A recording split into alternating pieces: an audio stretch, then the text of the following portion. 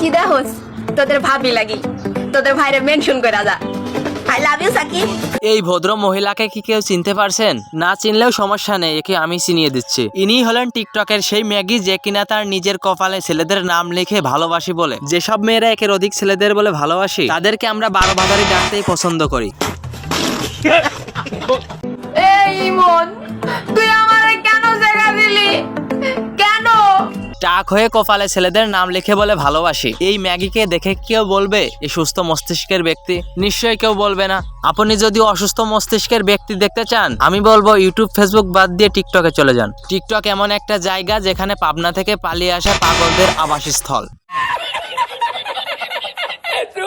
কারণ এদের চালচলন স্টাইল সব সাধারণ মানুষ থেকে আলাদা। নিঃসন্দেহে তুই ঠিক কথা বলেছিস। Yes Sabbir I love you.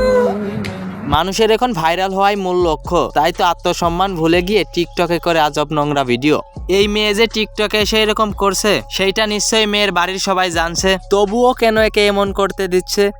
কারণ তো শুধু একটাই, টাকা ইনকামের ধান্দায়। সঠিক বলেছেন, আপনার বুদ্ধি ভালো। শোন হৃদয় তুই আর ভালো হবি না, তাই তোর সাথে আমার আর রিলেশন রাখা সম্ভব না।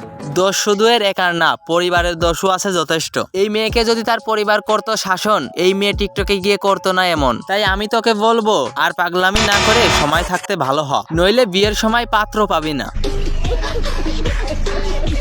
আরে আমি আর টাকাবো না, আই লাভ ইউ।